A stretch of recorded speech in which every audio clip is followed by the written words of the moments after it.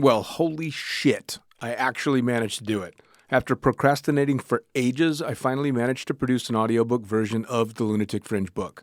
It's currently available on all Amazon sites, audible.com, and shortly on iTunes. And if you're the page-turning type, it's also, of course, still available in Kindle form, paperback, and hardback on Amazon. 10 hours and 10 years worth of Blue Skies Magazine's articles, all available to you right fucking now, including a few author's notes and even an apology or two. Enjoy.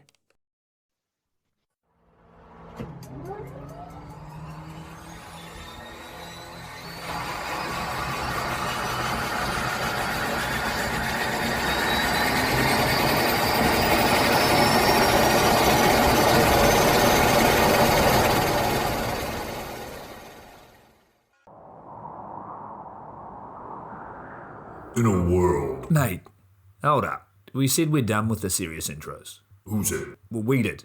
I don't remember that. Well, I said it, and you're me, so, you know. Well, I don't care. In a world. Hey, I told you. We're keeping it light. You do it on your own then. Well, technically, I already am. So, anyway. Fuck yeah. Pure wild flight. Get it down ya. How good? Visit nzaerosports.com. I get to do the next one. Well, obviously, you moron. We both do. Of course, I absolutely love the NZ Aerosports business model. I mean, come on. One glance at an Icarus fuck yeah sticker and you know it lines up perfectly with the fucking pilot mentality. But outside their wonderful use of colorful language and a great company vibe, there's a long list of reasons to say NZ Aerosports fuck yeah. NZ Aerosports blows me away right out of the gate as a canopy manufacturer with a bold offer. They give you 10 jumps on your brand new nylon to decide if you want to keep it, swap it out, or even return it for a refund. I mean, seriously, how incredible is that?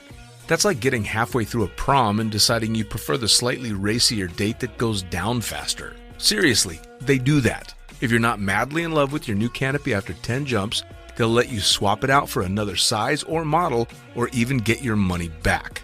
And the range of canopies they've got? Man, they've got a style canopy to fit every jumper and every situation with models you know and trust, like the Sapphire 3, the perfect choice for the beginner or intermediate canopy pilot. The Crossfire 3, when you're ready to kick it up that elliptical notch. The JFX 2, if you're looking to up your new swoop game. The Leia as the workhorse and dirtwater dirt beast. Or the Petra. The Petra cranks out crazy power and is nothing short of a record breaker. But hey, it's not always about speed either. Take the Kraken. Built as a low pack volume canopy specifically with wingsuiting in mind, she gives you all the performance you're looking for with the reliability you need that'll have you itching for that next formation, rodeo, or puffy cloud. So the equipment is top of the line kick-ass stuff as you already know, but how about the team? Well, the customer service gang is there to sort you out whenever you need them. Maddie and Beto are always there to help with Jen holding the reins. They're available for you at sales@nzaerosports.com, and they've got a kick-ass live chat tool on the website if you're wanting to hit someone up right away. These are the crew you're going to want to talk to get those custom orders in. With the stock nylon, once you know what you want, they'll have that shit on a FedEx truck as soon as the credit card machine says approved and get you in the air in no time. For your custom orders, you'll be able to get a time frame for building and shipping when you design it, so get to it. And demos. They've got demos in the US available from their partner Rock Sky Market. The whole US demo fleet is there with Sapphire 3, Crossfire 3, Kraken, JFX2, and Leia canopies in a range of sizes. They also offer student and tandem demos in the US. Bottom line, every step of the way, NZ Aerosports is there to get you what you need, and I personally couldn't be happier to be teamed up with them here on Lunatic Fringe. And now, time to get started with Lunatic Fringe Into the Void, brought to you proudly by NZ Aerosports. Fuck yeah.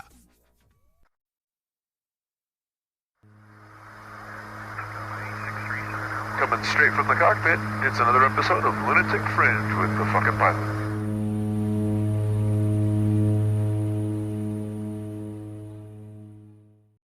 Ready, set, go! Back in the can for another edition of Lunatic Fringe Into the Void. And before we get started... Cheers, mate. Cheers. All right. Who the fuck are you? And what do you do? I'm Jamie Webster. A lot of people know me as Big Dummy. As Big Dummy? Well, I'm big and dumb, man, so it's All pretty right, fair enough. All right. label on the tin kind of a situation. All right. I'm a professional skydiver by all definitions of the word. So when you say professional skydiver, you're like, what, jack of all trades? You do a little bit of A everything? little bit of everything, man. And is it just work or is... No, it's the hobby for sure. So It's living the dream. it's the whole fucking bang, right? You're one of those lifestyle guys. Oh, man. Yeah. I know, because I got to pry you fucking guys away from the tunnel and work and fun jumping. You're one of the ones that's like always on the plane for the staff load. For sure, man. 100%. Assholes. Yeah, but it's a 50-50 with the beer light going on. I like a beer just as much as anybody else. Yeah, fair enough. I can feel you on that. Beers after the fun jump. for sure. So, as is the regular with the podcast, we're going to jump you all the way back to the very beginning. How'd you get started in anything extreme? For me, I was jumping off my roof into trees as a stupid little kid. How did you get started? I don't know, I suppose when... thank you. Yeah, I was like, gotta keep the wine flowing, man. get me talking. I suppose when I was about 14, 15, started doing like freestyle BMX. That kind of probably... Oh, really? The little switch happened where, you're at the top of a ramp and you probably know that you're going to hurt yourself when you drop in. Sure. And it's that mindset, like, all right, get the pump-up song on and drop in and Sure. send or whatever flip or a tail whip or whatever. That shit's, fucking intimidating. Big yeah, time. like I was not very any good either, so I broke more stuff than I landed. So. That's got to make it a little bit scarier when you know when I you suck know at this. when you know your shit. I'm gonna do it anyway. Now, you were how old when you started this? I'd probably say 14, and then the older you get, 15, 16. Sure. I think I had a moped at the time, and I would strap my BMX to the back of the moped and go to the skate parks or whatever and Nice. cruise around.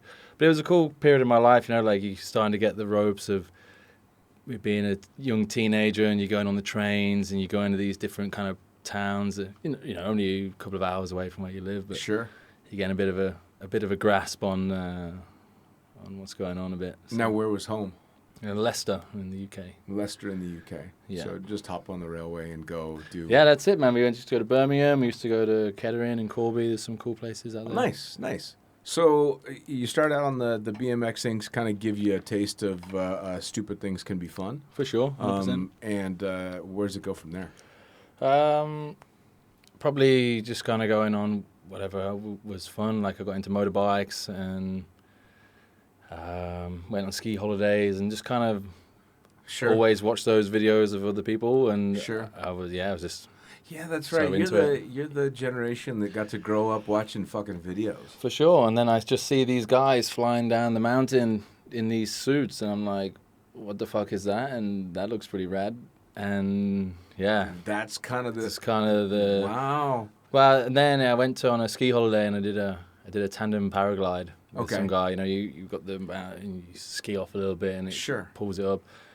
And I'm like cruising through the mountains, looking around. I'm like, wow, like being off the ground is sick. Like super into this. And a lot of my friends back home were kind of doing like tandem skydives for charity, when we're at school. Mm. And I'd seen these videos and I'd done this thing and I was like, I don't want to do one for charity, man. Like I want to. Do it for me. I want to do it for me. I want to do, and I still have it. If you go on YouTube and you look why I skydive or something, it's like one of the highest. It's an absolute mashup of just some random dude skydiving. It's got loads of views. And looking back at it now with what I know, there's definitely some bits that it's a bit loose or whatever. Sure. But you look at it, you had no idea at the beginning. Sure. Well, hindsight's always 20/20, Yeah. right? I mean, I look back at the original Point Break video, which for my generation of skydivers was like the linchpin for all of us. That's what started all of us off. And now you just look back at it and go, Jesus Christ. Yeah. I mean, the skydiving scenes are still a lot of fun, but we make fun of them because they're so unrealistic and so unhinged. But it's funny when you get to look back at shit like that. Yeah, for sure, man. So, and I've talked about people that kind of got started the way you apparently did to a number of people because it's the YouTube generation now, right? And the topic has come up a bunch of times on the podcast of people that got started because they saw people doing shit that were next level on YouTube. So you're pulling up videos and deciding, I want to go do that, and you're seeing the most extreme of the extreme. I've seen it from both sides. I was that guy, and then I've also been the AFF instructor when some guy comes to the drop zone and goes, "Yeah, I want to do wingsuit base jumping." And I'm just like, "Fuck this guy, man!" Like, Right. I never was really kind of like, well, I've been jumping 8 years, and I never never done a wingsuit and never done a base jump. Sure. So like, I still love that shit, but Well, I've but gone I full mean, circle on the thing, you know. that's part of getting your start in something and then realizing, oh, there's a lot more to this than just. I mean, the guys that are doing that shit is something else. Yeah, for do a short, man. It really Like, is. especially where we're at now. There's a lot of guys that are leading the way with that. Which is over the top. Yeah, for sure. So first jump. First jump didn't go so great.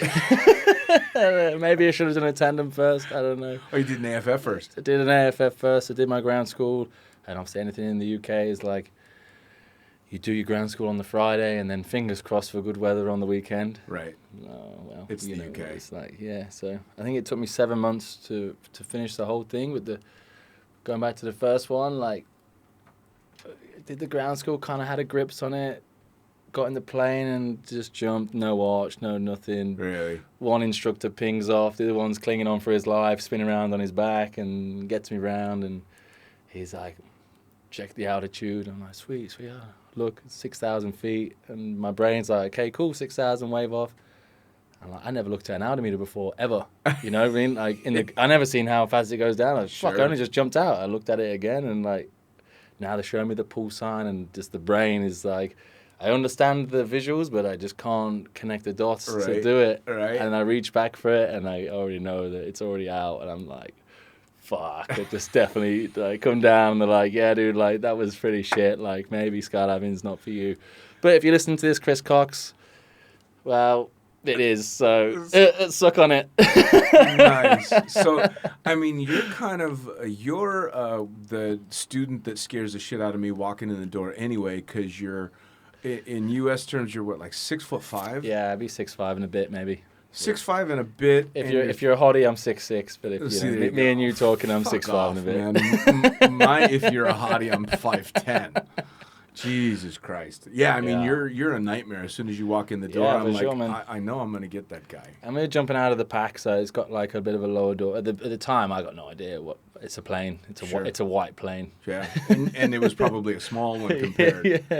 Yeah, it's got like the low, Pack 750. It's got many hours in it. Got a low door at the back, really, for my size. And looking back, a Twin Otter or Dornier or something would have been mega. Sure. Not so great, so yeah.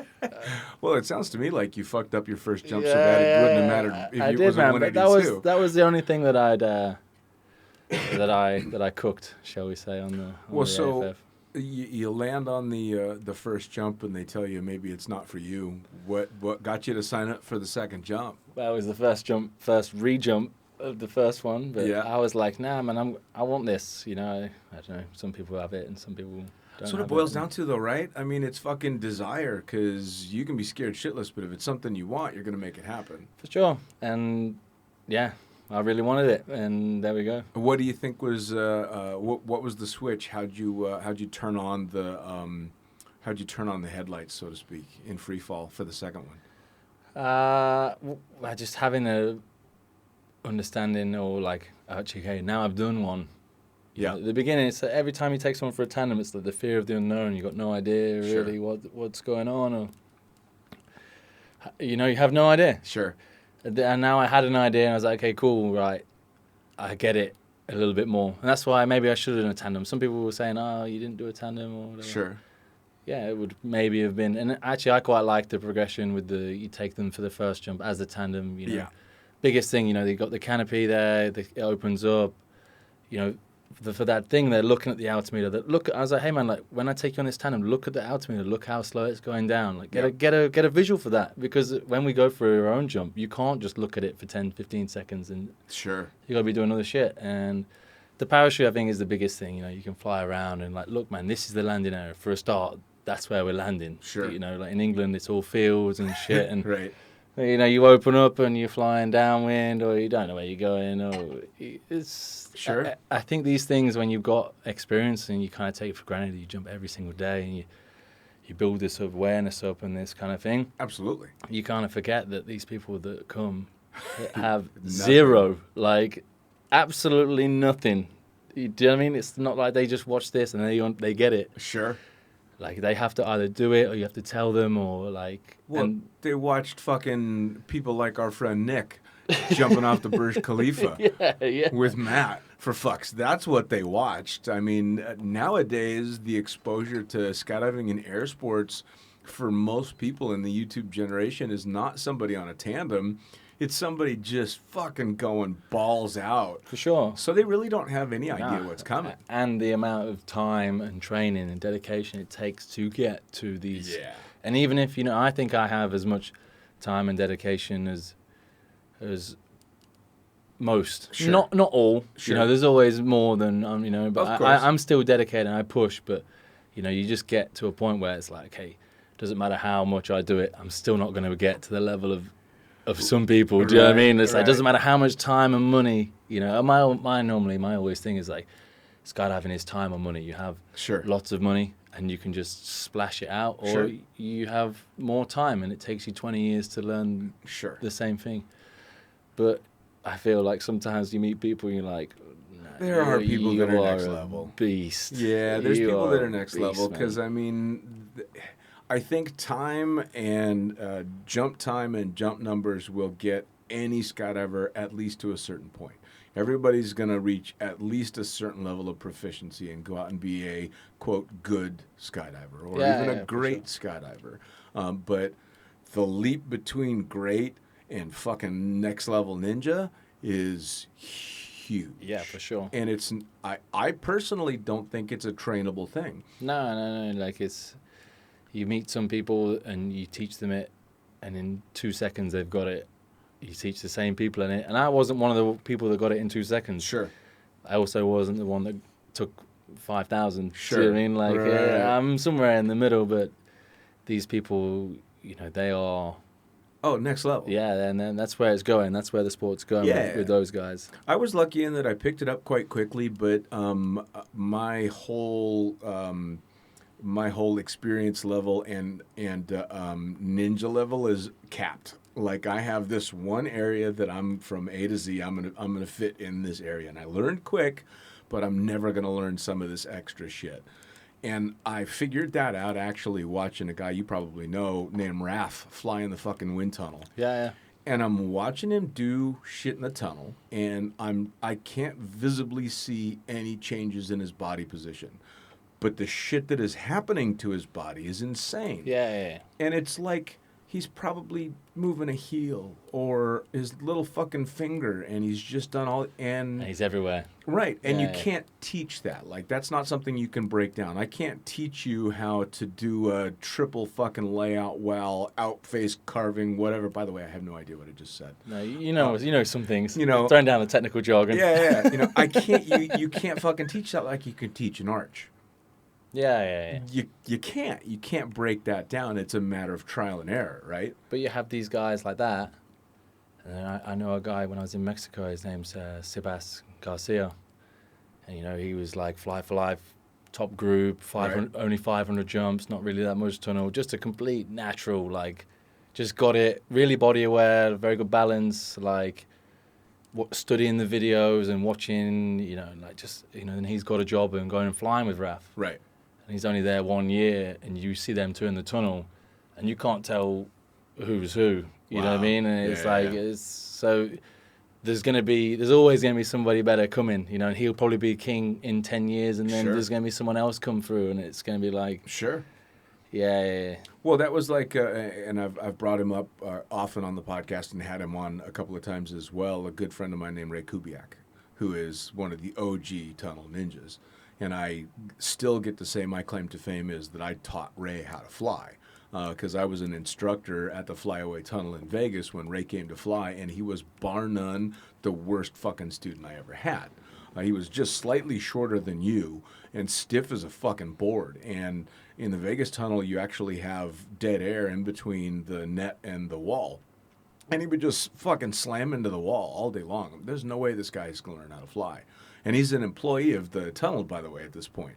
And then I blink, and the guy's one of the greatest flyers on the planet. Yeah. You know, and just bam. And he did not take to it naturally. And then all of a sudden, he's like the guy. And now he's talking to me on the podcast going, these fucking kids, man. Yeah. They're destroying me. I don't know how to do it. So it's great. I think also right place, right time. Sure. You know, it comes on like, you know, even Middle East, Dubai, Maktoum Yeah. stuff. Oh, you know, like who else is getting paid to do 10 fun jumps with your boys for years on end? Yeah. Like, if you don't come out at the end of that pretty fucking good, then what have you been doing with your time? Oh yeah, man. I remember not taking away from anything with those guys, but you know what I mean? Like that is an opportunity of a fucking lifetime. Yeah, absolutely. You know what I It's mean? opportunity. Well, I remember flying Maktoum and them just going out and going, all right, we're going to jump with a fucking 10-foot long bungee cord and see what happens. What? Well, yeah, because we're trying to come up with different shit. And off they would go. And, I mean, who gets to do that kind of stuff? I mean, that's some me. That's some rare air. Not me, man. So you make it through AFF in arguably one of the weather-wise more difficult places to learn. Yeah, for sure. It's kind of tough to get a good start in skydiving when you're in the UK.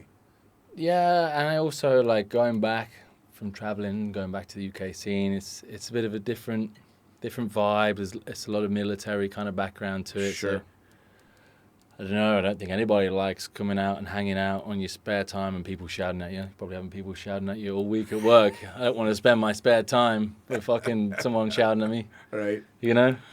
So there's a kind of that stigma to it, shall we say. And I think a lot of people have the interest and the curiosity to give it a go. Sure. The retention rate, I would probably say, is quite low. Like trying to keep people interested, and you either want it. People either want it, or you don't want it. Yeah. I actually, Tim Jones was one of the people. I learned at the same drop zone as him in 40 and whatever. Like that was the drop zone in Hinton and Milton Keynes. Timmy two-time. And like, I remember just like I'm standing there in my student suit that's obviously too short, doesn't fit, with my Pro Tech on, with the fucking radio on the side, like walking to the plane with my 260 on. And there's fucking, who's this guy with this burgundy vertical suit with the Tom Fly, with the chest strap undone, just sunglasses, just walking past me. I'm like, fuck, that guy's cool. And then, you know, his group of friends, they were just all the geezers. They were just the boys, you know. Right. They were just they were just a hoot. Right. You know what I mean? They were just... and I just sat there at the back of the plane and I watched them doing six-way angles. I had no idea about anything at this point. Of course. They could have been shit as fuck. As soon as Sure. they left the plane... Who knows how good they were, Sure. but all I saw from my eyes was these guys just having the time, Right. being in the right group of friends and just loving it. Yeah. And I was like, I want to be there. I don't care what it takes, but I want to be not to this extent that guy, but Sure. I want to be my version of that guy. Yeah. In this environment and just the fun and it just looked the freedom, the fun, the community, everything. Just beers by the fire, just Sure. you know what I'm talking about. Oh, the yeah. whole shit. And I was like, boom, I'm in, I'm hooked. Yeah. And I hadn't even done, you know, I'd done 8 jumps at this point, and I Sure. was like, boom, that's it, that's me, you know. Yeah, well, I mean, let's face it. When it comes to cool factor, it's tough to beat something like skydiving. I mean, it's very rarefied air, so to speak, in regard to sports. And you get to the drop zone, and the jumpers that have been doing it even for a little while have an air of confidence about them. Yeah. Which skydiving is a sport of fucking man crushes, right? You're like, oh, that guy is so fucking cool. Oh my god, he looks great in this and that and the other. All the shit you would never say outside of skydiving. You're like, damn, he looks really good in that fucking jumpsuit. And you're thinking, I know they're gone a bit tight for me, man. I'm not got much to show. It's a bit cold out here, and I'm a grower, man. well, I fucking joked around when the skin tight tunnel suit started coming around. I'm like, that's fucking why I'm never gonna be flying in the tunnel like that. Because fuck that shit. But all right, so the vibe kept you. But how do you start racking up jump numbers enough to? One of the guys that I met on at the drop zone, he was my packer. His name's Keith. And he talked about this skydive school in New Zealand or whatever, just in passing or whatever. Like, it's one thing to make friends at the drop zone, but I was always on the fringes of the group, because they were jumping together. They were Sure. doing, I was cool and we hung out and we were friends, but I was never really like, Sure. I'm doing my fucking solo belly out the back and the boys are doing Right. 6-way free fly jumps. Right. You kind of like, whatever, but we kind of hang out and we're talking more, and I keep seeing these ads in the back of the BPA mag of like this skydive school in New Zealand or whatever. And I was doing an apprenticeship at the time. I was doing a welding apprenticeship, and I spent all my times looking at this calendar in the welding bay. Sometimes I go to work 10 hours, and it'd be dark when I go to work, and then when I come out of work, it's dark. I've been in a factory in a welding bay no bigger than what we're in now. Jesus. Just welding 1,000 of these away, or drilling some holes, or just whatever it was. And my apprenticeship was coming up, and I was like, dude, I want out of this. I'm looking at this picture, I'm going, I want this. I want these guys. Right. And I had the taste from the drop zone. I don't know how long it was. I think I was probably jumping for about 18 months before the end of my apprenticeship. And then when it came up, I was like, dude, I'm gonna risk it. I'm gonna put all my eggs in this basket. Nice. And I'm gonna send it. I was still living at home with my parents and shit. So it was kind of a big leap to not only move out but move to New Zealand. Sure. So it's like, Yeah. to go jump out of let's go. airplanes. Yeah, for sure. And just like fully immerse I knew exactly what I wanted. And do you honestly, like, whoever's listening to this that's been to it or had any like interactions with the school, it's kind of got like a 50-50 like rep on it. Do you know what I mean? And it's hard. Like a lot of people that go there or have different experience. I cannot say anything bad about my experience. My experience was, it was sick. I just moved across the world and I lived in a house with almost 20 skydivers, and all we did in the day was skydive, and then we drank beers at night and we hung out and we played games. Sure. And do you know what I mean? It was just like, it was the sickest time, man. But I had the goal and I knew it. The people that went there with 0 skydives, I went there with 100 and something skydives. Sure. I was I knew I was a small fish. You were the cool guy. Not a cool guy, because they staggered the courses. So I turned up with the overlap of the course before me. So I turned up with the same amount of jumps as the course before me. So I just slotted into their group. Okay. So I wasn't really with my intake. Sure. And then when they left, then I became like back with my group, or I jumped with a few of like the camera guys or whatever. Right. But these people that like been grown in this like incubator kind of, they're walking around by big bollocks. I've got 100 jumps, and like when they get set off into the wild, then obviously can sometimes bring a bit of bad rep. Like, you know what I mean? I don't know if you've ever met anybody. I've worked with one. Some people and whatever. I was actually jumping for Ballistic Blondes, was an operation out of Paihia. Oh, with Davey. Yeah, Davey and Kelly. So I worked for them for a season, and we were jumping in the Bay of Islands. So I was jumping and landing on the beach in Paihia, and we'd go up to Whangarei and jump, and they got a packer that had gone through the school. And, of course, he's a jumper. He's been trained to do all the shit that the school certifies you to do, and turns up to a bunch of salty tandem instructors, because I'm doing tandems. My buddy Paul is doing tandems. Dave Cicerelli's doing tandems. All of us had probably, I want to say 8,000 tandems by that time. We're all in our fucking 40s. None of us give a shit. We're in New Zealand to have some fucking fun, and this kid shows up from a skydiving school that we'd never heard of. Yeah, for sure. With an attitude. And with a diploma in commercial skydiving. Yeah, he's got a diploma. Exactly. So he shows up with that, and you can imagine. Yeah, dude, I was one of them. What these 3 fucking American pricks just tortured this kid, and Adam was a great sport about it, and he did really good and everything. And I honestly haven't kept up with him over the years, but I remember thinking more than a few times, "Fuck, I bet he wishes he ended up anywhere with us." Yeah, for sure. And but part of it is that at the end of it, like whatever, they taught you how to pack. They taught, it's these things that you can't look over. You immerse yourself into this sport, regardless of what the school was or what it's become or whatever. But just the simple fact of like, okay, this one thing that you're doing maybe once a week or 3 times a month, Now all of a sudden you're doing it every day. Sure. That is exponential in your learning. Yeah. Like you cannot overlook that. And yeah, and I can't say for that reason, like that was the leap, you know. For sure, maybe if I'd had that money, spent it on jumps, or maybe I'd been a better jumper at the same time. But I'm basically paying them to teach me the shit. No one wants to fucking teach people, oh, this is the running and these are the wins. And who wants to sit down? Like, I've just done 10 tandems. I don't want to sit down and talk to all these guys to do it. So that's it. And it serves its purpose, and I get it. I totally get it. But and I feel bad also for the people that I was on the course with, you know, because they get brought up in this like school environment, and they get sent out to, you know, most of them were like the big commercial drop zones, like your End Zone or in down in Queenstown, or like all this stuff. So like they're going from like this school thing straight to the corporate company, boom, boom, boom. Where's the fun jumps? Where's the zoo dives? Where's the beers after? Do you know what I mean? There's this whole element of like boogies do you know? I'm going to a boogie.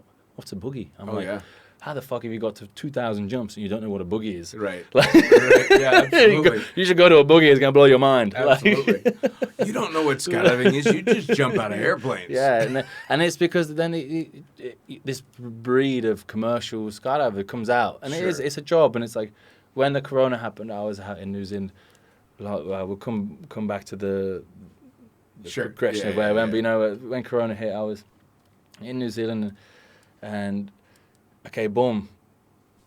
No Chinese, or the borders are closed, and okay, now our jumps are going from 10 a day, 15 a day to 1 a day,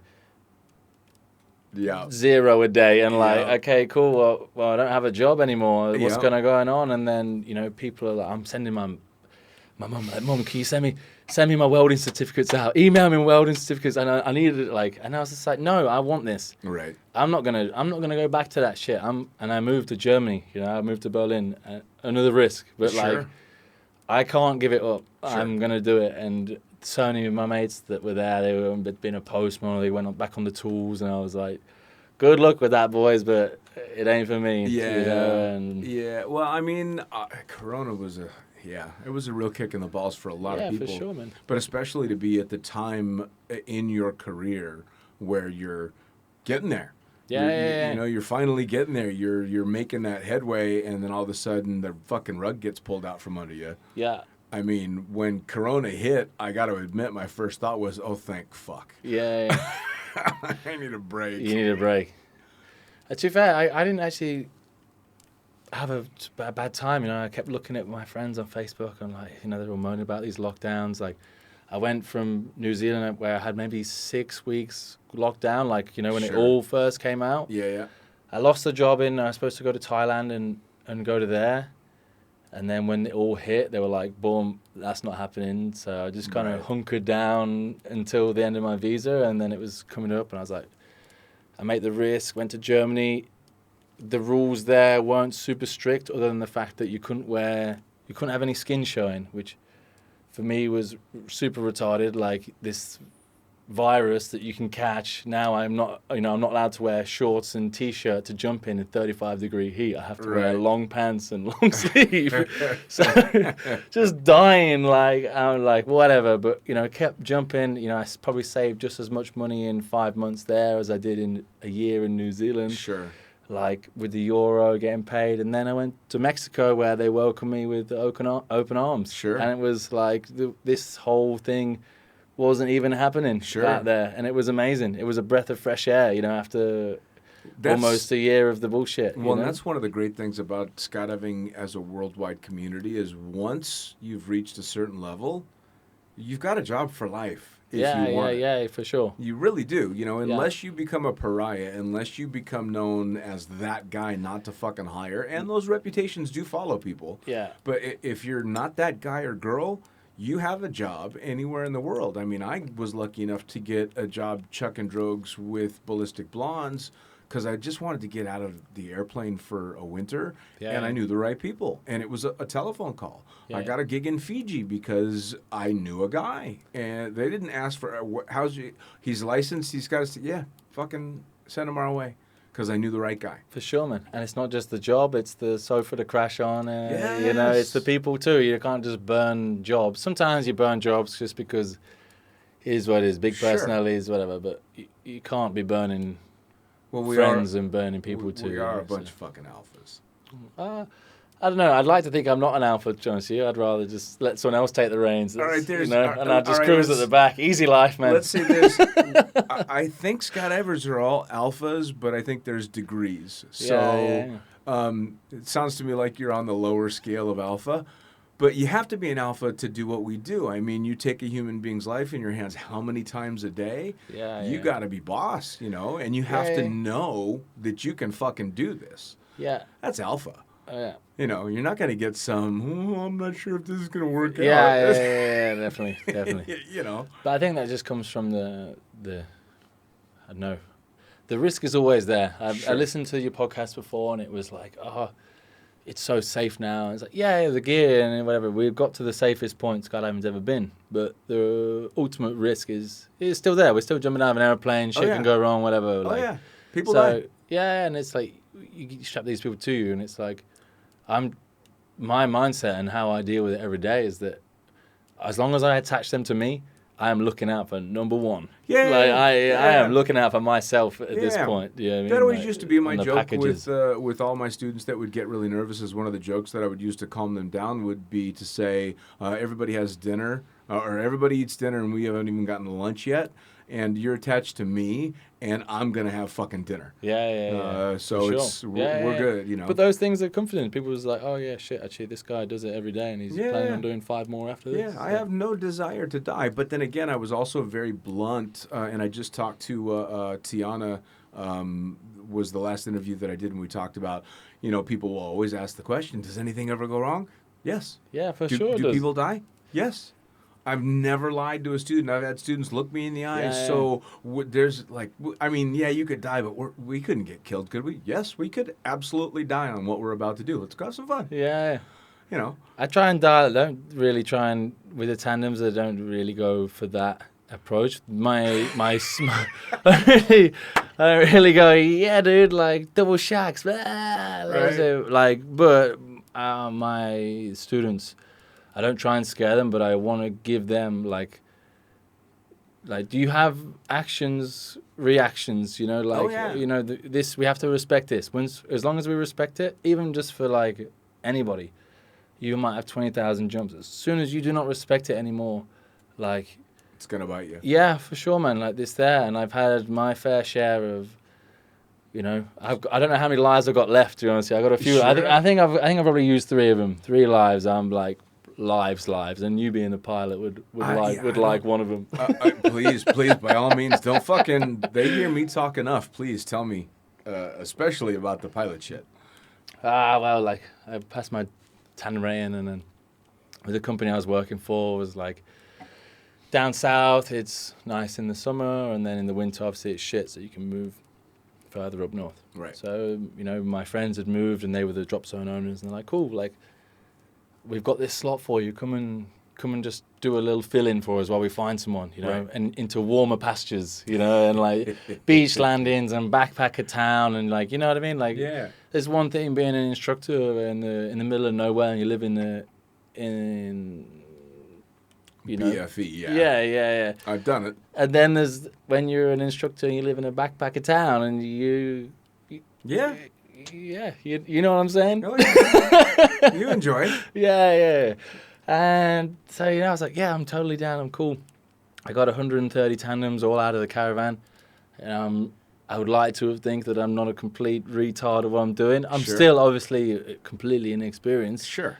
But, it's a crazy trip when you think about it. Somebody has to be the first one. Yeah. You know what I mean? Like, I don't think people get it when they go, I'm going to go do a tandem. It's like, yeah, but you do realize that this guy could have only done 10, and you are number 11. But he is legally allowed to do that. Yes. Somebody has to be. It's a weird thing to, 1, think about, 2, experience for yourself. Sure. You know what I mean? Go through the journey of that. But anyway, I go to this place and I got 130 tandems, doing them out of the 182. So I'm a big dude and I don't really particularly like the 182. Sure. It didn't have a skydiver step on it. It just has the little one, same as the pilot, no bigger than your phone. Oh, yeah. So, like, cruising to this jump, and this girl I'm taking, she's not quite a weight charge, which was 95 kilos, so she's a 92 or something like that. So a woman being 92 kilos is a bit of a turnip. A bit? Bit wide on the hips, and I wasn't super flash at the landings just yet into the sand. You know, doing landings on grass is completely different to doing landings on soft sand. Oh yeah. Like you can't just use your feet because they just jackknife in, and you're getting a face full of the sand. You know, so I wasn't too flash just yet. You know, I had probably 30 on the sand. And one of the guys, you know, like looking back at it, probably bad information, whatever, like. Dude, just leave the harness a little bit loose on the back, and then like when the canopy opens, you can get her legs up, move it down towards the back of the knees or whatever. Sure, turn it into a seat. Yeah, so I was like, cool. So I'd kind of done that and like got her in the plane, and I'm scooting back, and the guy's gone before me. I'm last out. I was scooting her to the back, and then get my leg out, and then she gets her legs out, and I'm trying to get my other leg out, and I've got my left foot on the wheel, and I'm doing the splits, and she kind of sags down a little bit, and the pilot's shouting, dude, it's 3 miles past or whatever, like, get out, you know, you're taking a long time, and I'm like, okay, whatever, quick shackers, camera, and straight over the front, to then be met with swinging straight back underneath, and I've just got my feet planted on the underside of the 182, you know, like the Y-mod is caught. Now I know, but the Y-mod is caught on this step. Oh my fucking God. So it's a pretty gut-wrenching feeling that when you send it out and you expect to fall off and then you don't, like, I tell you, it's a pretty different feeling, man. Holy shit. So yeah, I'm there, and like, and I'd heard about these things, you know, from hanging out at the drop zone and hanging out for beers. Like you hear stories, whatever, and like and I was like, shit, I bet I'm caught on this fucking Y-mod, and then I'm like, all right, like, and all I, you know, just remember the noise, and I'm like, hey, what's happening? What am I doing? Okay, cool, get the knife out, the knife out. So I reach in, get the knife out, and I remember just looking at the knife, and I was like, don't fucking drop this knife, dude. Like this, do you know what I mean? For someone with 130 tandems to like, once you like half the time, you've never even seen what this knife is. Yeah. Do you know what I mean? It's just on the back of the harness. Yeah. And then when you get it out, like, shh, it's massive. It's like, don't drop this fucking knife, dude. And I'm like, right, okay, cool. And the pilot's only got 300 hours, so super fresh. First skydiving job, you know. And obviously 200 and something kilos has just gone out the door, and then so he's trying to keep the plane straight, and then he's actively trying to shake us off, but because of the shape of what we caught on, it's like a cross, you know. So right. What's this? Is this your? What's that? Yeah. So he's probably yawing and banking back and forth. Yeah, but he's trying to get it off, and it's just not. It's not going to physically possible to get us off because we're loaded on it. Sure. You know? And I'm just thinking down there, and I'm like, dude, like I wish, you know, it's all going a million miles an hour, dude. I can't imagine going on. We're obviously swinging around underneath the plane when he's doing all these things. And like, man, like honestly, man, like we laugh now, but it's like I honestly didn't know if I put my arm out, if I would lose my arm in the propeller. Do you know what I mean? Because all I could hear was when I was swinging and just the noise of the propeller being closer. Yeah. And I was like, I don't even know. Like, if I do you know what I mean? Like, if I do this, like, am I just gonna lose my arm, or like, I don't know, whatever. It's all going, but the whole thing in my brain was just, get off the plane. Okay, cool. Pilot kind of does like a little 0G. Okay, cool. He does another one, and I kind of swing up high enough that I get my arm over the strut. I'm like, yes, I'm out, dude. I'm out of here. I'm just going to do a one-arm pull-up with 200 kilos on. Everybody says that when you're adrenaline and you're super jacked up, you know. No, you can't. Can you shit, dude? I was like, ooh, nah, nothing. And I tell you, that was like one of the worst feelings of this whole experience. And one of them in my life, you know, is that I let go of that bar because I was tired. Out of 10 seconds, I was completely drained. Oh, yeah. So drained. I tried with everything I had to pull myself up, and I was completely done, you know.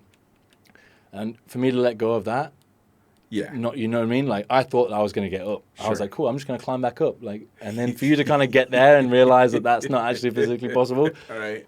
to let go again, I was like, Fuck. do you know what I mean? Yeah. Like, so I let go, but the pilot this whole time has been looking out the window, seen me have a go at it. He's like, okay, cool. Does another one. Big enough that, you know, that I swing up. You know, like this whole time, like when you look back, because I have the handycam footage, you know, like Right. one day I'll show you this footage, man, because you're my friend and you're I'm a gonna fucking pilot. wanna see Yeah, it. you want to see it because it's out there, you know, Sure. and like there's so many Swiss cheeses that came into Sure.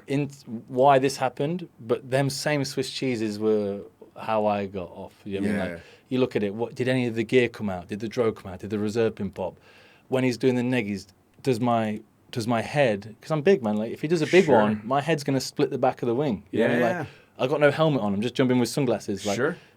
Everything, the Oh, believe me, I've already run through at least a dozen different ways that should have all gone horribly wrong. yeah, for sure, man. And it should have, 100%. And so many people have done it before me, and there'll be more after me. You know, there's already been more after me. But anyway, he does this little neggy, and I'll never forget it, man. I could see it clear as day now that he does this neggy, and I get that 0G, and I just pop up enough that I look back in the plane, and I'm looking at him, and he's flying the plane, looking at me. Just for that split second, you know, and then I swing back underneath, and it was like, Oh my lord. and then I'm like, cool, man, like, I can get out of this. I can get back in the plane. If he does another one of them, like, I'm back in the door. I'm Right. going back for the door, man. He does another one, and like, I had my arm back in. I think it just took enough weight off the harness because Sure. I didn't get back in the door, but it just took enough weight off that when he pulled up, it was the most stable 182 exit you've ever seen in your life, dude. Came off down the hill, through the drogue, couple of shackers. Ew, it's your boy. We're not gonna die. This is the greatest skydive ever. Greatest skydive I've looked down, and we're 3 miles out over the ocean. I'm like, cool, we're landing in the water. Just like, opened at 7.5, and I was like, dude, I'll tell you, it's the longest 1 minute and 20 seconds of my life. I fucking bet. For sure, yeah. I fucking Yeah, bet. yeah, yeah. Well, I No, mean, as an instructor, you're, especially by the time that you get to being a tandem instructor, you have ingrained in you enough of a survival instinct Yeah. to know you're going to do what you got to do, and you're trying to puzzle things out. I gotta give credit to this 300-hour pilot. The pilot, you're talking Billy about. Murgatroyd, if you listen to this, thank you so much. And I Billy would love boy, to have a beer for- with you again, mate, For sometime you soon. to think clearly enough at 300 hours Yeah, to for start sure. doing 0 Gs to try and get them off and realize what the situation was, dude, that's fucking epic. Yeah, dude, and don't get me wrong, he got a seafood dinner and a beer when we got to there.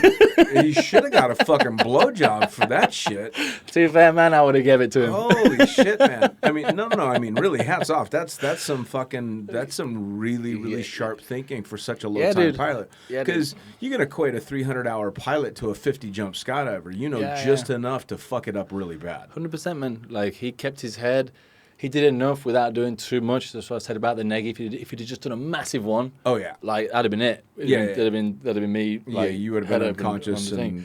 and yeah. Um, You know what? My first Yeah. flash was if the drogue had come out. the drogue, or yeah. Well, if the drogue had come out, that plane's coming out of the sky. It's Or a even done if deal. she's like, to be fair, like, I didn't mean to hold the camera in her face the whole time, but you know, you're trying to like keep her arms in, so the camera's kind of pointed her way for a little bit, and you know, like, you know, she's crying and she thinks she's gonna die, whatever, and it's like, it's a little bit heavy, man. It's like very whoa. heavy. And like, you know, I landed from it, and I was like, I felt completely helpless that whole time. I didn't actually really do anything. You know, I got Sure. the knife out, and I was like, I would have felt much better about it if I'd have cut the knife, or Sure. if I cut the harness. Like, not heroic, but like, it was completely my fuck up. I put us in that situation. It was Sure. my, not negligence, because, or borderline negligence, could you say? I don't know, like, inexperience is what I yeah, would call it. for sure. And like, yeah. But I mean, But to get the knife, sorry, man, it's like, to get the knife out and then to do it, but then not to do it. And, you know, basically, that's what I'm saying. Like, Billy saved mine and that girl's Sure. life, you know, for sure. Like, Well, I mean, hats off to him for that, but hats off to you for, I mean, clearly you had as they call it, a come to Jesus moment. You had to sit down on the ground at some point and go, can I go back up? yeah, well, That's not a fucking easy choice after something like that. I was like, I landed and I actually wanted to puke, not only because the harness had been cutting me pretty hard in the legs, Sure. and we'd been under the canopy from 7,500 feet, Sure. flying back, trying to make it back to the beach. So when I landed on the beach after about a 10-minute canopy ride, like I just took one breath out, and I could have puked, to be honest, and I could have puked, and I was like, and I said, so I mean, like 130 tandem, so like, I'm still fresh as, still learning a lot of stuff. Yeah. And I was just like, I thought, oh yeah, we can't jump again because you've bent the brake hose, and I was like, yeah, good. Right. Right. But same thing, if the brake hose would come out and like so much shit, man. Like Swiss cheese in, Swiss cheese out. I You know, mean, my lord. I mean, my big do I still want to be a jumper was I had a cutaway at 25 jumps and broke my leg at 27.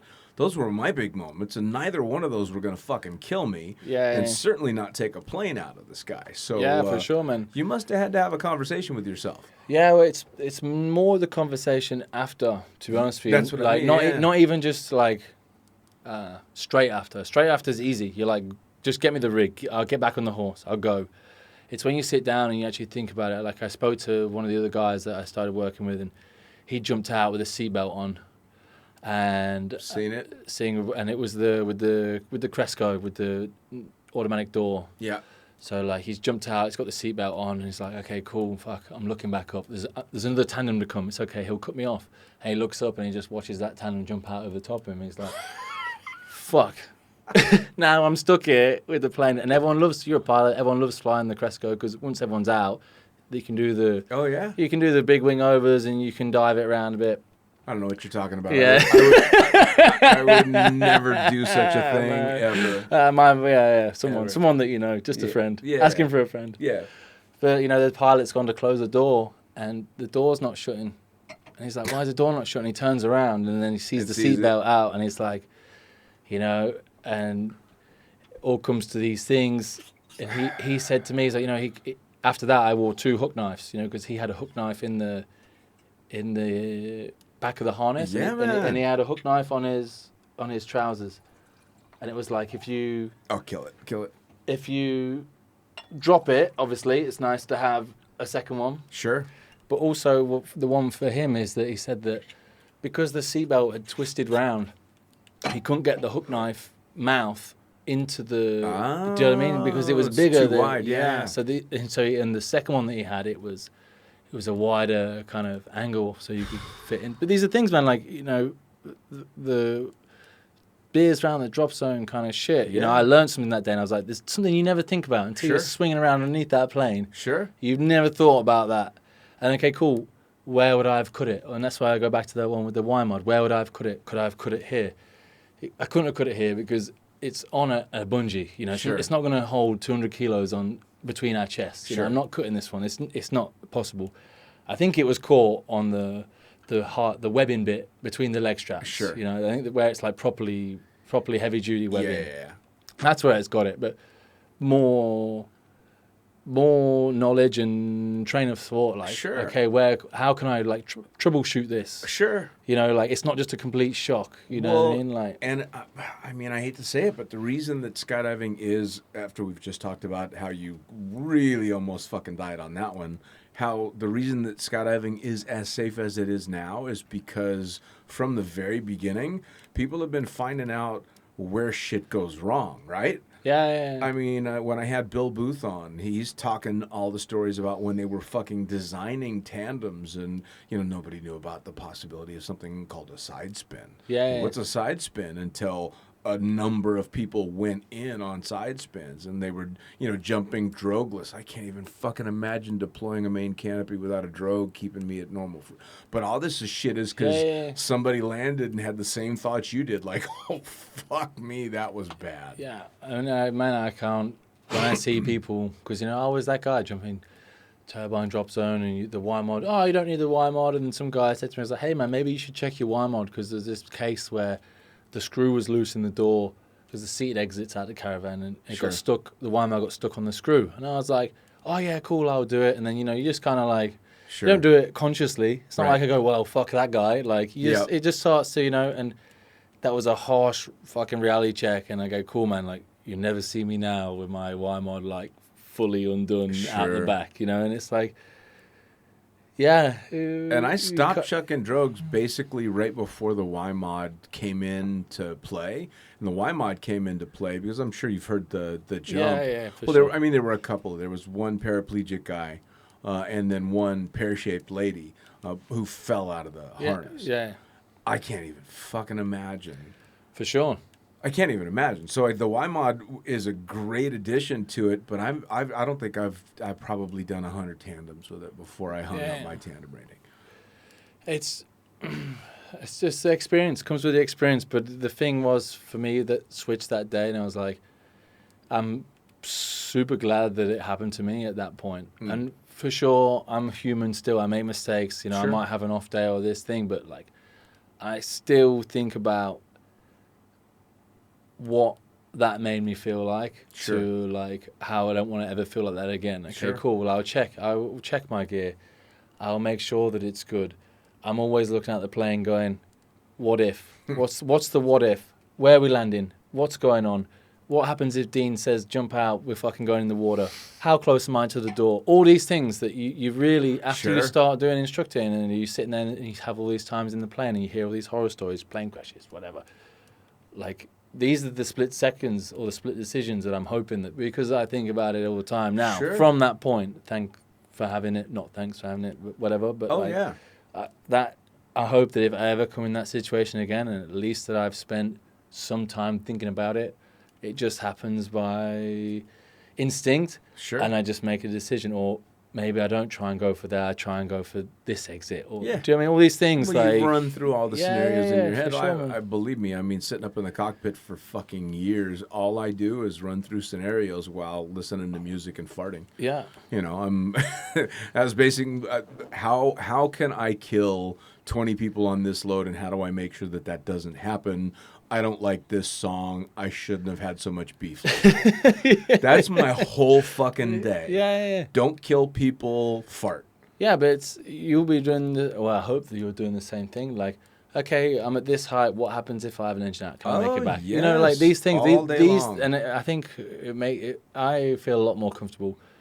There's a respect. Sure. With especially after me and Billy Murgatroyd, whatever. Sure. But there's a mad respect for because we're basically backseat pilots. Right. We don't Oh, yeah. actually know how to fly a plane, but we can tell you how to fly a plane. But when you can fly a plane good, you don't understand the amount of respect. Well, Sure. you do, because I think we all respect you as a good pilot, man. But there's so much trust, and okay, it's shitty conditions, or we're taking off here, or we have to land. Return to land is the worst. It's bad enough that we can't jump out. Now Sure. we have to land. Sure. This one place in New Zealand, Queenstown, the runway is a one-way runway. Right. So we're flying back towards this 6,500 foot mountain. It's 28 knots, downwind landing. There's no seatbelts in the plane. We're coming over a 300-foot golf course at the end of the runway. So this pilot's doing this mad hooky over the runway. I'm looking at the plane going, oh my God, I've got the candy cam going just in, do you know what I mean? case. Just in case. Evidence. Like, you don't know. And then when they just put it down like it's nothing, everyone claps, but, someone's buying you a beer like yeah. that. Do you know what I mean? And it makes me feel much better. Well, it's kind of funny, though, because sitting up in the front and a number of times being the pilot that's flying in situations roughly like that. And of course, it's just like the tandem instructor that just had a gnarly jump, but you stay nice and calm for the student. I'll never admit to how many times I'm on final joking around with the people that are behind me going, boy, I bet you guys are fucking hating this. Meanwhile, my balls are sucked all the way up inside me, and I'm shitting my pants because I'm like, I don't land people in planes. I fucking land empty, and now it's full on. By the way, I've got, nasty fucking crosswind, all this. Everything's fucking, and of course, it's usually after you've had 3 or 4 days off. Yeah. So it's full on. And you get the round of applause, and you're like, why'd you guys get in the plane if you thought it might crash? Meanwhile, all you're thinking is, thank God I didn't crash. It's the same thing, right? Yeah, it's just on a slightly bigger scale. You know, I mean, somebody asked me what retiring from flying was like, and the realization that I can only kill me was huge. Like, because I had sold my car, getting ready to move, and I'm like, the worst that I can do to anybody is like badly bruise them at this point. You know, but it used to be going to work, I could kill 20 people easy every 15 minutes. Yeah, You know, it's very strange. for sure, man. And I think that there's either some people that can handle it, and there's some people that doesn't make us feel so good when we're shouting down information and we're turning around and there's just beads of sweat running down the face. No one's really saying much, and you're like, oh, fuck, here we go, man. Here we go.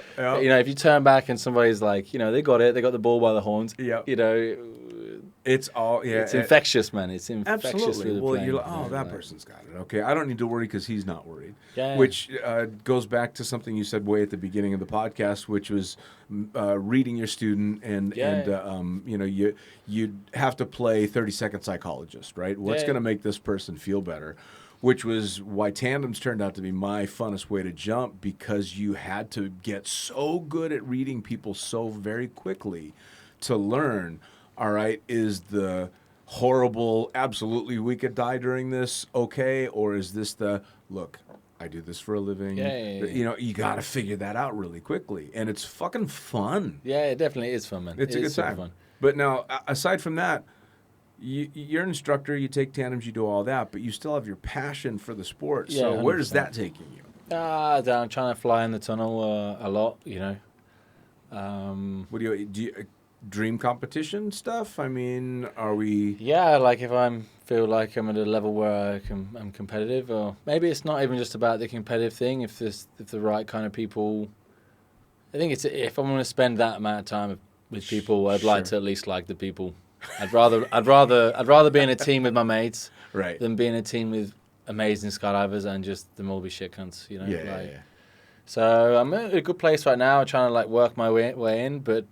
You know, well, when I came last season, everyone was kind of already in a team. They're already like either gods, the guys that are trying to like progress up, which I would like to tag onto the back of. You know, you always want to be the worst guy in the skydive, you know, to take the most out of it. You know, absolutely. Like, the guys that I want to tag on, they already had a team. So like right now, it's just the last year was a really good year, and everyone upskilled lots, and we've been flying lots. And obviously, when you on the doorstep of the 32-foot tunnel, then you don't just need 3 people that can fly. You can have 10 people that go in and fly. It's a big fucking tunnel. Yeah, man. it's insane. Every time I look at that tunnel, all I think is I can get a lot of speed before I hit that wall. Yeah, and my philosophy was that, you know, that you can have time to fix it before you hit the wall. And then somebody burbled me and I hit the wall, and I was like, yeah, there's just too much space that, you know, like I had no control and just flew straight into it. And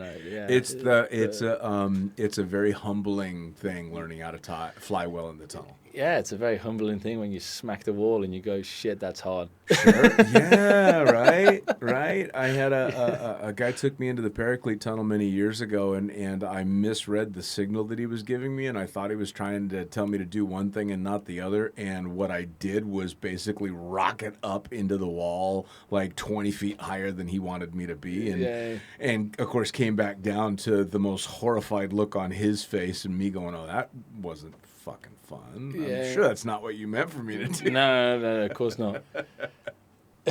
And that was all coming from being an OG tunnel instructor where you had to wear the big balloon suits. Yeah, I mean, I've got hundreds of hours in a tunnel. None of it means shit in a modern tunnel. Nothing. Are you flown in that one? Yeah, so I started in the Vegas tunnel. I was an instructor there. But have you flown in the... Oh, yeah, I've flown in the big tunnels as well. And, I mean, I can... You can hang. Yeah, I can sit fly all day long, and I can get off the net on my head, but no transitions, none of that shit. No transitions. Well, and I'm broken and old. And dude. We basically ended Andrew Ford's career. You've had him on. He is a legend. He will always be a legend in my eyes. And if you're listening to this, Fordy, mate, we're sorry that we ended your tunnel career But we were wanting to go and fly, and we were budding, and you get to a certain level where you want to try and learn more things. Like we were trying to learn pancakes or something, where you're making rounds and you're flipping them.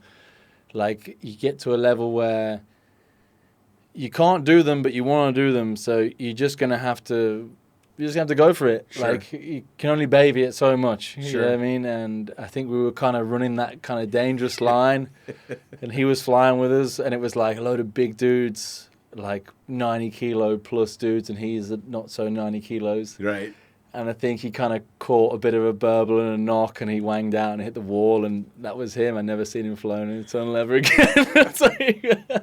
Poor son of a bitch. So sorry, 40 mate, if we ended that, cut that career short. Well, I mean, I think he and I are close to the same age, so it just hurts getting out of bed anymore. Yeah. Well, man, like he's a machine, man, still going full power. Oh yeah, yeah. Oh, absolutely. Mad respect for that. Absolutely. Well, one thing that I will say about skydivers is we've got a lot of longevity. I mean, you learn to deal with a lot more pain than I think the average person does. Like what I consider to be a slight annoyance, someone else would be going to the hospital for. And I think you just get that because you just fucking sore all the time. We beat the shit out of ourselves. Yeah. It's choices we make. Yeah. I've just reached the age where I'm starting to have to pay the bills that I fucking put on the credit card 20 years ago, right? So what you're saying is I need a credit card. Yeah. So, especially coming from the UK, what advice do you have for the people coming up and just getting started, or especially because, and of course I didn't realize you went through the NZ school. Yeah. For people that are doing that, that are coming up and just getting started, what advice do you have? What steps did you take? What should they avoid? In what sense? Do you mean just for people that want to do it for fun, or people that, budding instructors? Both. I just want to go be a fun jumper. How do I, be an active fun jumper, or the I want to be, I'm in the life. Like, I suppose for every person, it just depends on finding somewhere where you're comfortable. Sure. That when you're comfortable and you want to have fun, and it makes you want to do it more. If you don't want to do it and you're at a drop zone that you don't really get along with, then I wouldn't say just give it up. Maybe try a different drop zone. Sure. Different group of people. Like the UK seems pretty cool. Like the fact that they have the uni teams, so people going to uni. Sure. And they have their own gear, their own stuff. So you got all these uni people coming every weekend. Like young people want to like hang out, drinks, and mad social scene. So that's the kind of your scene that you want. If you're middle aged, then you want to go something else. But just a vibe. Each drop zone has a vibe. Don't just take the one that you learn at as the be all end all. Sure. Because I feel like too many people don't find that comfortable place and don't find their slot into what they want. And it's easy for them to bin it off. Sure. So well, it's funny that so many of the, I mean, obviously, being in the sport for a long time, I've worked with and consistently worked with lots of people from the UK. Huge UK presence in skydiving worldwide. None of them in the UK. Yeah. Wow.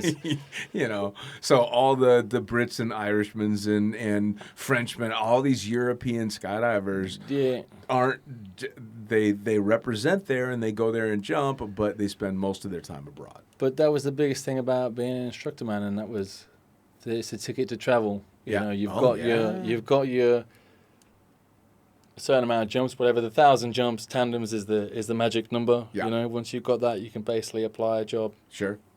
Just off the numbers, and then obviously, if you're a good cunt and you got good references, which you try and it's who you know, not like. It becomes what you know. Like it's. I think a personal reference gets you a very long way, man. From somebody that's like respected or I'd like to put 40 down on my reference if anyone. Yeah, you know what I mean? Like he's the kind of guy who knows a lot of people. Do you know what I mean? That kind of thing goes a long way. You get these things. I forgot the question.